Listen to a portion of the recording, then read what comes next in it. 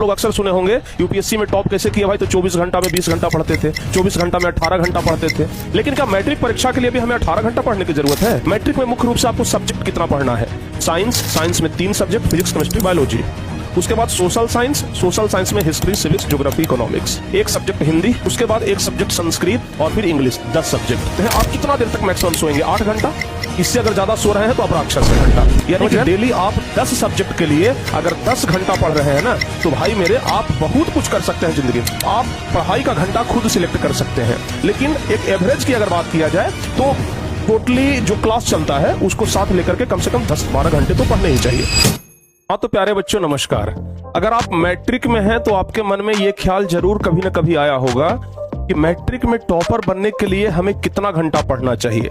जो बच्चे इंटरमीडिएट में होते हैं यानी कि इंटर में होते हैं वो सोचते हैं कि इंटर में टॉपर बनने के लिए कितना पढ़ना चाहिए।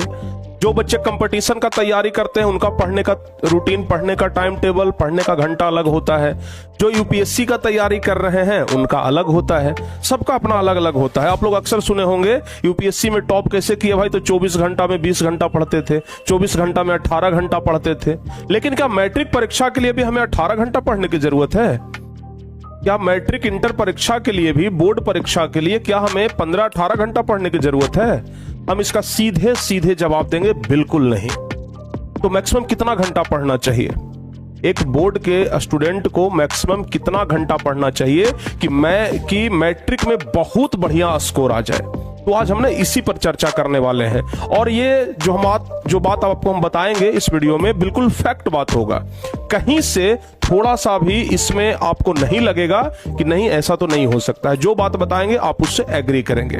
तो बच्चों एक बात ना आप हमेशा ध्यान रखिएगा, एक बात आप हमेशा ध्यान रखिएगा कि मैट्रिक वाले बच्चे, क्योंकि उनका मैट्रिक का जो एग्जाम होता है वो सबसे पहला बोर्ड एग्जाम होता है, ठीक है ना। इसके बाद तो आप इंटर देते हैं, लेकिन इंटर में जब परीक्षा देते हैं तो ज्यादा तकलीफें नहीं होती है क्योंकि मैट्रिक का अनुभव आपको वहां पर मिला हुआ रहता है। लेकिन एक मैट्रिक के बच्चों की हम बात करते हैं। मैट्रिक में मुख्य रूप से आपको सब्जेक्ट कितना पढ़ना है? साइंस में 3 सब्जेक्ट, फिजिक्स, केमिस्ट्री, बायोलॉजी। उसके बाद सोशल साइंस में हिस्ट्री, सिविक्स, ज्योग्राफी, इकोनॉमिक्स। तो 4 और 3 7 सब्जेक्ट हो गया। एक सब्जेक्ट हिंदी 8 सब्जेक्ट हो गया।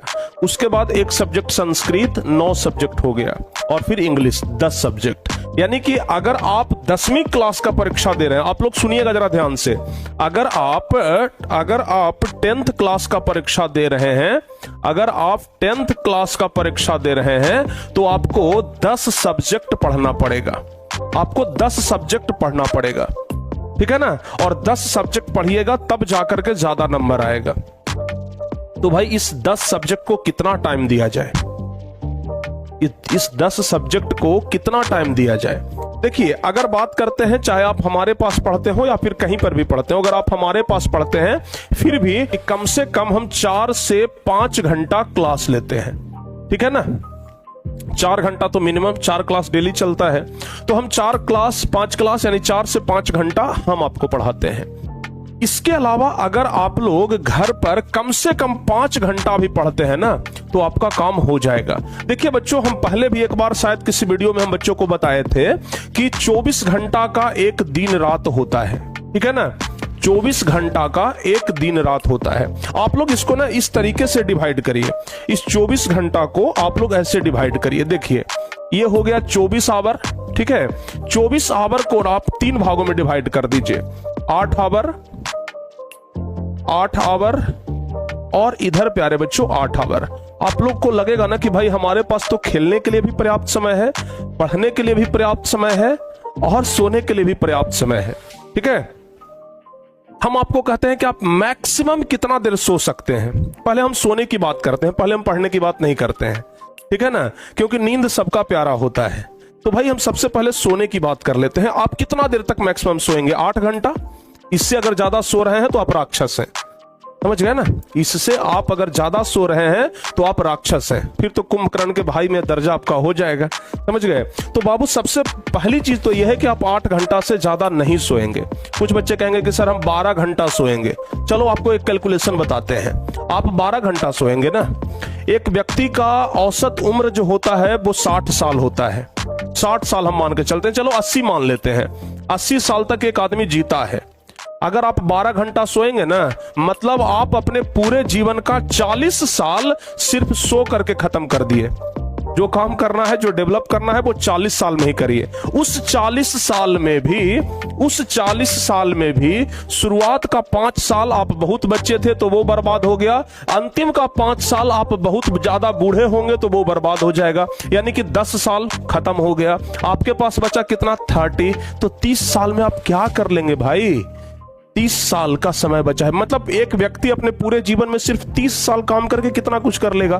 तो इसलिए कहते हैं कि 8 घंटा, ऐसे तो एक व्यक्ति को 6 घंटा ही सोना चाहिए, 6 घंटा, डॉक्टर भी कहते हैं कि 6 घंटा पर्याप्त समय है, लेकिन अगर आप 8 घंटा भी सोते हैं तो पर्याप्त है, ठीक है ना। तो चलो हम 8 घंटा अलग कर लेते हैं सोने के लिए। 8 घंटा हो गया सोने के लिए, ठीक है।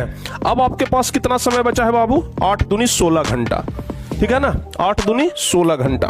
हम ये कहते हैं कि इस 8 घंटा को आप पूरा रख लीजिए पढ़ने के लिए, ठीक है ना। इस 8 घंटा को पूरा रख लीजिए पढ़ने के लिए, ओके। अब बच गया ये वाला 8 घंटा।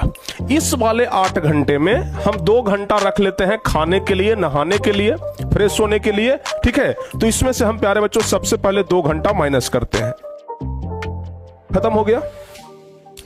अब उसके बाद 2-3 घंटा हम खेलने के लिए, 3 घंटा हम खेलने के लिए भी रख लेते हैं। चलो भाई, 1-आध घंटा और आप इधर उधर अपने दोस्तों के साथ समय बिताएंगे। 3 2 5 1 6 घंटा।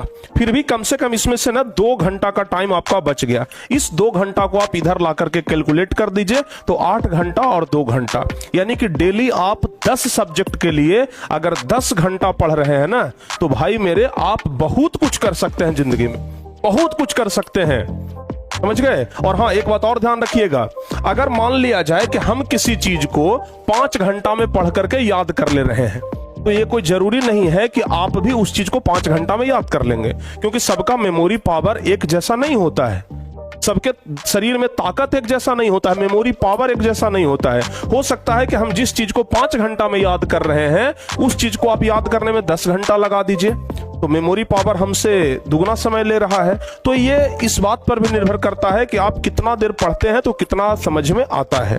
तो आप पढ़ाई का घंटा खुद सिलेक्ट कर सकते हैं, लेकिन एक एवरेज की अगर बात किया जाए तो टोटली जो क्लास चलता है उसको साथ लेकर के कम से कम 10-12 घंटे तो पढ़ने ही चाहिए, कम से कम 10 घंटा, जिसमें 4 घंटा 5 घंटा आपका क्लास चलता है, 4-5 घंटा घर पर सेल्फ स्टडी कर लीजिए, जिसमें 2-2.5 घंटा सुबह पढ़ लीजिए, 2-2.5 घंटा शाम में पढ़ लीजिए। उतना में ही आपका काम हो जाएगा, उतना में आप टॉपर तक पहुंच जाएंगे। आपको कहीं इधर उधर जाने की जरूरत नहीं है, कहीं इधर उधर आपको ज्यादा हाथ पांव चलाने की जरूरत नहीं है, इतना में आराम से हो जाएगा। तो उम्मीद है कि आप लोगों को एक आइडिया लगा होगा कि हम किस तरीके से अपने डे को डिवाइड कर सकते हैं। भाई 24 घंटा का दिन टॉपर के लिए भी होता है, 24 घंटा का दिन रात सब लोगों के लिए होता है, हमारे लिए भी 24, आपके लिए भी 24, और उसी 24 में सबको प्यारे बच्चों डेवलप करना होता है, और उसी 24 में सब लोग आगे बढ़ते हैं। तो 24 घंटा का समय पर्याप्त है, समझ गए ना। तो एक बात हमेशा ध्यान रखिएगा कि इस 24 घंटा का जितना बेहतर उपयोग आप करिएगा, उतना ही आप जिंदगी में आगे बढ़िएगा। तो उम्मीद करते हैं कि एक मैट्रिक के छात्र को लगभग कितना देर पढ़ना चाहिए, आप खुद से अब आइडिया लगा लेंगे कि हमें कितना देर पढ़ना चाहिए। अब हमें बताने की जरूरत नहीं है कितना देर पढ़ना चाहिए, आप खुद आइडिया लगा लेंगे। और आप लोग जाते जाते कमेंट करके जरूर जाइएगा कि आप लोग अभी वर्तमान में कितना देर पढ़ रहे थे। एकदम ईमानदारी से लिखिएगा कि हाँ सर हम 4 घंटा पढ़ रहे थे, 5 घंटा पढ़ रहे थे, कितना देर पढ़ रहे थे। आप लोग एकदम ईमानदारी से जरूर लिखिएगा। चलिए, उम्मीद करते हैं कि आप लोग अच्छे तरीके से समझ गए होंगे। मिलते हैं प्यारे बच्चों किसी और वीडियो में। अगर वीडियो अच्छा लगा हो तो लाइक जरूर करिएगा, और अगर आप 9th से लेकर के 12th तक किसी भी क्लास में हैं तो आप टारगेट बोर्ड के साथ जुड़ करके पढ़ाई कर सकते हैं। इसी प्रकार के मोटिवेशनल वीडियो के लिए, इसी प्रकार के जनरल वीडियो के लिए आप लोग टारगेट बोर्ड चैनल को जरूर सब्सक्राइब करिएगा। किसी और वीडियो में मिलते हैं, तब तक के लिए जय हिंद, धन्यवाद।